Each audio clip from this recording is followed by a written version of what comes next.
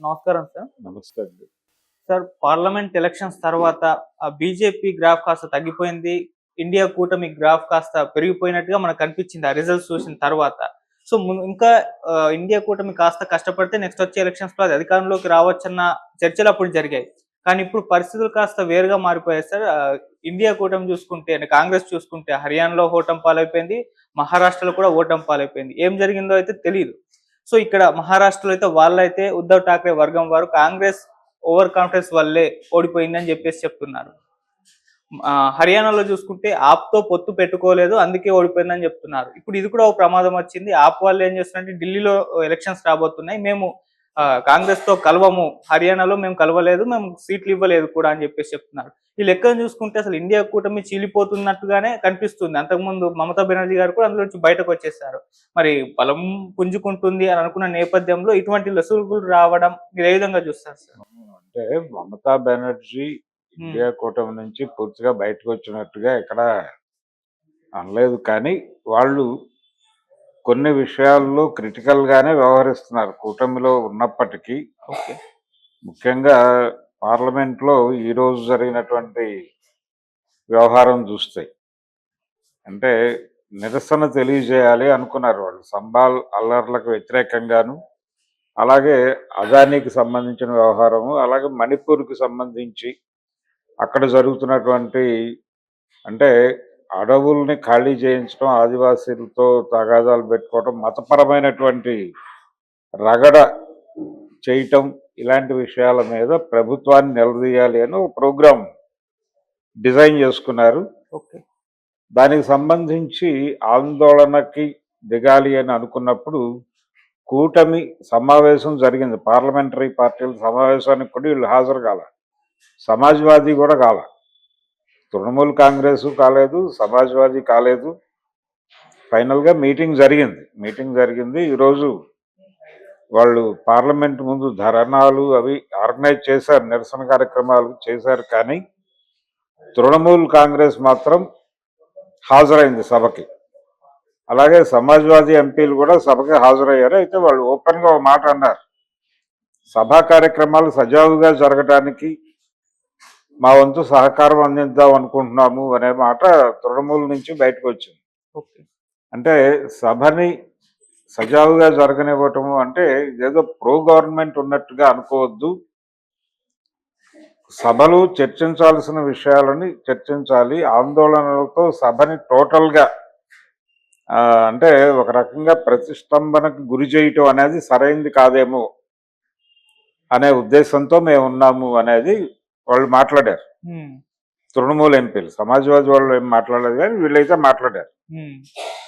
So దీన్ని బట్టి మనకు అర్థమవుతుంది అంటే ఒక ఉమ్మడి వ్యూహం, ఒక ఉమ్మడి కార్యక్రమం. అంటే రాహుల్ గాంధీ గారు ఒక ప్రోగ్రాం అనుకున్నాడు.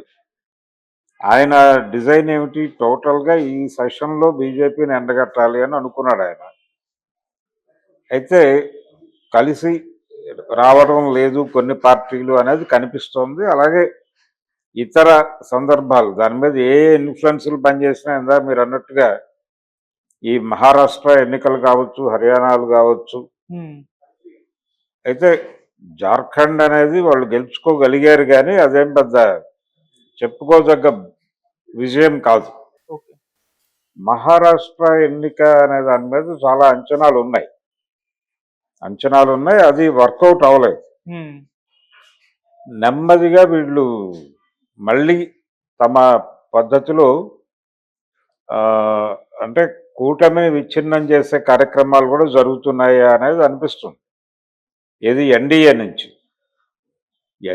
నుంచి ఒక సీరియస్ ప్రోగ్రామ్, ఒక అప్రోచ్ అండర్ కరెంట్గా చేస్తున్నట్టుగా కనిపిస్తుంది. ఓకే. అక్కడ కూడా జరిగింది అదే.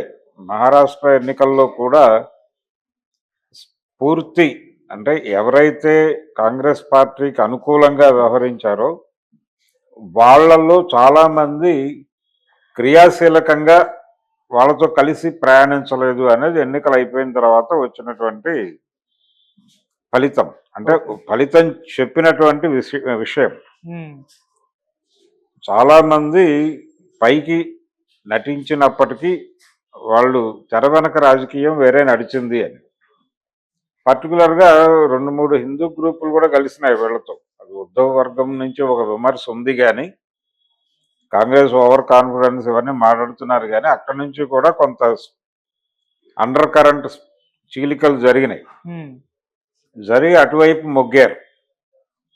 దీనికి సంబంధించిన ఇంజనీరింగ్ జరిగింది. రెండోది పవర్ గ్రూప్ మీద ఎక్కువ డిపెండ్ అయింది కాంగ్రెస్ పార్టీ. ఓకే. ఆల్రెడీ అందులో ఒక చీలిక ఉంది. ఆ చీలికలో ఒక ముక్క అవతల వైపుకు ఉంది, బీజేపీ క్యాంపుతో ఉంది. దాని ప్రభావం కూడా ఇక్కడ పడింది అనేది ఇంకొక వెర్షన్ ఉంది. ఇలా మహారాష్ట్ర ఎన్నికలు అనేవి కొంత ఇబ్బంది పెట్టిన మాట వాస్తవం కాంగ్రెస్ పార్టీ. దీని ప్రభావంతో అంటే వచ్చే ఎన్నికల్లో గెలుపు లక్ష్యంగా బీజేపీ పావులు కదుపుతోంది అనేది నిర్వివాదాంశం. వాళ్ళు ఎవరిని డిస్టర్బ్ చేసుకోదలుచుకోవట్లేదు. ప్రతి చోట కూడా అంటే స్నేహితుల సంఖ్య పెంచుకునే ప్రయత్నం చేస్తున్నారు వాళ్ళు. ఓకే. గతంలో ఘర్షణాత్మక వైఖరి ఉన్నటువంటి వాళ్ళతో కూడా స్నేహపూర్వకంగా వ్యవహరించాలనుకుంటున్నారు. అలాగే ప్రధానమైన విమర్శలు ఏవైతే ఉన్నాయో భారతీయ జనతా పార్టీ మీద కావచ్చు, ఎన్డీఏ కూటమి మీద కావచ్చు, ప్రధానంగా ఏ విమర్శలు ఉన్నాయో ఆ విమర్శలు రైజ్ అయ్యేటువంటి ఏ రకమైన సందర్భము, ఏ రకమైనటువంటి ఇష్యూ తమ వైపు నుంచి జరగకూడదు అనేది వాళ్ళు బలంగా నమ్ముతున్నారు. అందుకని ఈ 6 నెలల నుంచి నడుస్తున్నటువంటి కేంద్ర ప్రభుత్వ పరిపాలన గనక గమనిస్తే వాళ్ళు ఏ విధంగానూ ఎక్కడా కూడా ఒక అంటే వాళ్ళ మీద ఒక బ్రాండ్ ఉంది, కాషాయం బ్రాండ్ ఉంది. దానికి సంబంధించి ఎక్కడ ఏ రకమైనటువంటి గొడవలు రైజ్ అయ్యేటువంటి పరిస్థితి లేకుండా చాలా జాగ్రత్తగా ప్లాన్ చేసుకుని వెళ్తున్నారు. ఏ పార్టీతోనూ వాళ్ళు శత్రుపూరిత వైఖరిలో వ్యవహరించట్లేదు, ఇంక్లూడింగ్ తమిళనాడుతో కూడా వాళ్ళు శత్రుపూరితంగా కాదు. అంటే ప్రస్తుతానికి ఓటర్ మూడ్లో ఇది మరీ దుర్మార్గమైనటువంటి కూటమి అనే అభిప్రాయం మార్చాలి అనేటువంటి మూడ్లో కనిపిస్తున్నారు. ఆంధ్రప్రదేశ్ రాజకీయాల్లో కూడా ఎక్కడ ఏ రకమైనటువంటి గొంతు లేపటమో లేకపోతే కూటమికి నాయకత్వం వహిస్తున్నటువంటి చంద్రబాబుతో కూడా చాలా సయోధ్యగానే వ్యవహరిస్తున్నారు. ఓకే. ఎక్కడ హై హ్యాండెడ్నెస్ అనేది చూపించట్లా. ఇది గనక జాగ్రత్తగా గమనిస్తే అక్కడక్కడ కొన్ని చెదురుమదురు సంఘటనలు జరుగుతున్నాయి. చెదురుమదురు సంఘటనలు జరిగినప్పటికీ కూడా అదానీ విషయంలో కూడా వాళ్ళు చాలా టాక్టికల్గా ఉన్నారు. ఎక్కడ నోరు మెదపట్లేదు, మాట్లాడటం లేదు. అసలు ఇది మనకు సంబంధించిన వ్యవహారంగా వాళ్ళు చూడట్లేదు. చట్టం తన పని తాను చేసుకుపోతుంది, మనకు సంబంధం లేదు, విషయం తేలిన తర్వాత మనం మాట్లాడదాం అన్న టోన్లో వ్యవహరిస్తున్నారు. ఈరోజు ఆయన రాహుల్ గాంధీ గారు నరేంద్ర మోడీ అదానీ ఇద్దరు వేరు కాదు ఒకరే అని చెప్పేసి ఒక ప్లకార్డ్ పట్టుకుని నిలబడ్డాడు పార్లమెంట్ ముందు.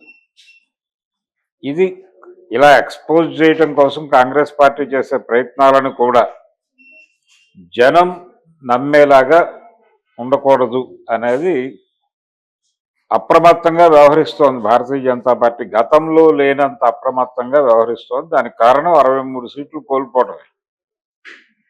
దాని తాలూకా గుణపాఠం ఉంది ఎన్డీఏ దగ్గర. ఆ గుణపాఠంతో నెమ్మదిగా గతంలో తనతో విభేదించినటువంటి చాలా పార్టీలని దగ్గరికి తెచ్చుకునేటువంటి ఒక ప్రయత్నం మొదలుపెట్టింది. వెస్ట్ బెంగాల్లో తృణమూల్ కాంగ్రెస్తో తనకు ఘర్షణ ఉంది. తృణమూల్ కాంగ్రెస్ కూడా ఇంటర్నల్గా వీకెన్ అయింది. ఇప్పుడు బెంగాల్లో వీకెన్ అయిన సందర్భంగా తను నెక్స్ట్ ఏంటి ప్రోగ్రామ్ అనే దానిలో పడింది.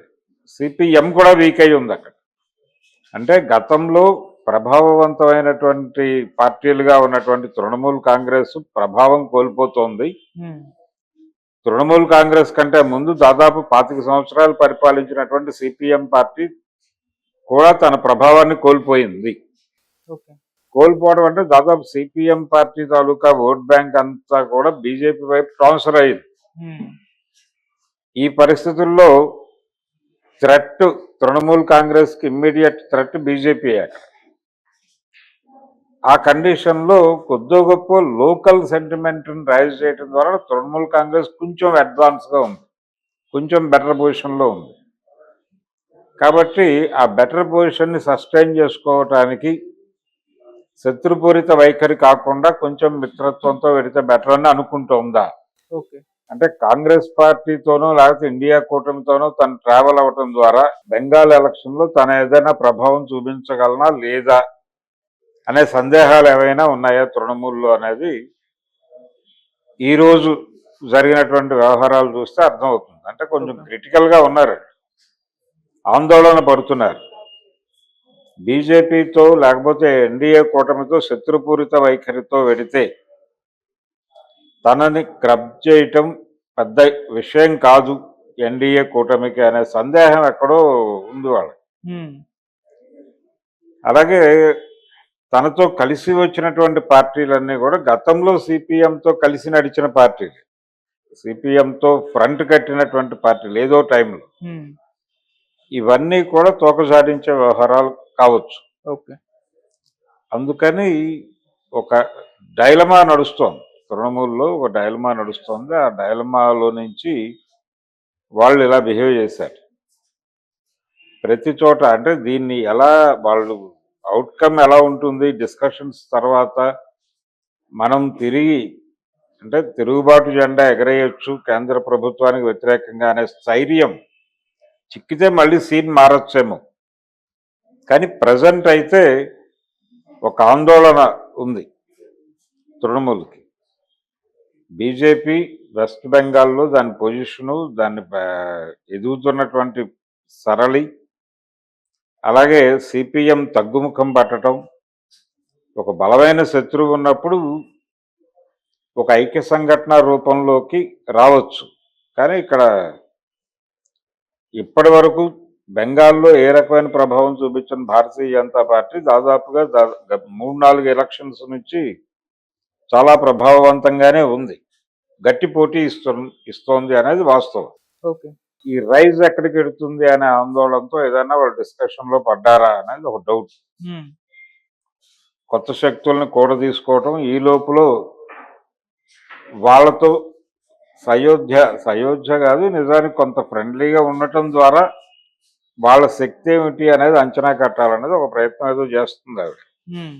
రెండోది తృణమూల్ కాంగ్రెస్ ఇట్ సెల్ఫ్ పరువు కోల్పోయింది. మన జరిగినటువంటి హాస్పిటల్ ఇన్సిడెంట్స్ ఇలాంటి సంఘటనల ద్వారా గతంలో తనకున్నటువంటి ఇమేజ్ని కొంత డ్యామేజ్ చేసుకుంది స్వయంకృతాపరాధాలు ఇచ్చాయి.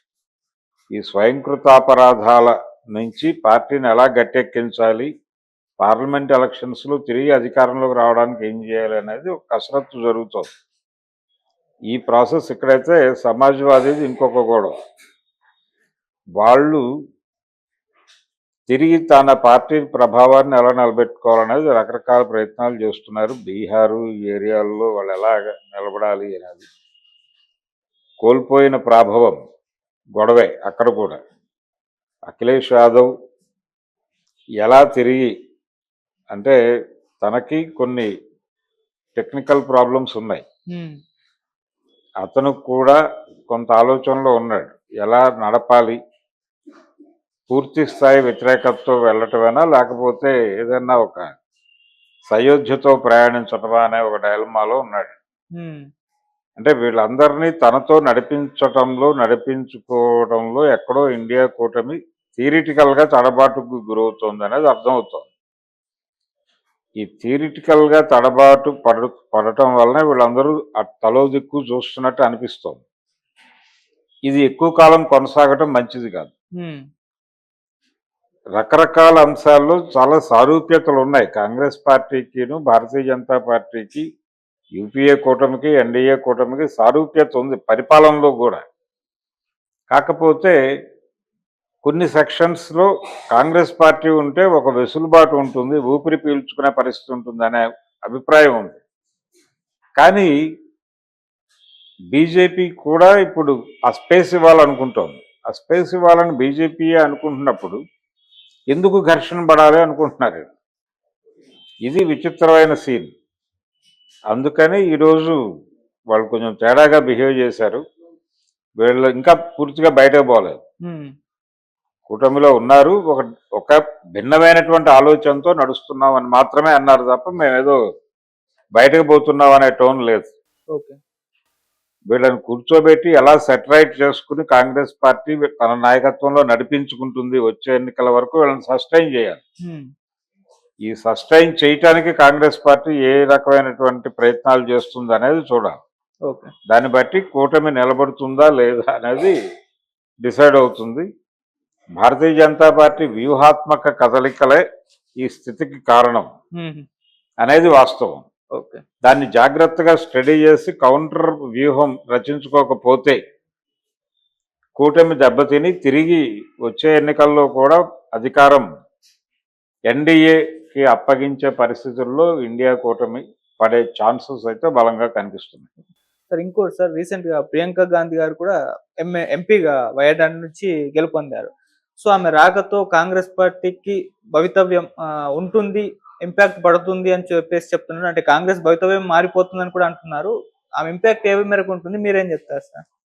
అంటే ప్రవేశము జరగగానే ఇమ్మీడియట్ గా ఏమేమి మార్పులు ఉండవు. ఉమ్, ప్రయాణమే డిసైడ్ చేస్తుంది, ఓకే. తను ఎలా నడిపిస్తుంది. ఇప్పుడు ఈ కండిషన్ ఉంది, ఈ కండిషన్ నుంచి ఇండియా కూటమిని మరింత సమర్థవంతంగా ఎలా నడిపిస్తుంది, ఇది ఛాలెంజే. ఈ రోజున ప్రధానంగా ఉన్నటువంటి కూటమిలో ప్రధానంగా ఉన్నటువంటి రెండు పార్టీలు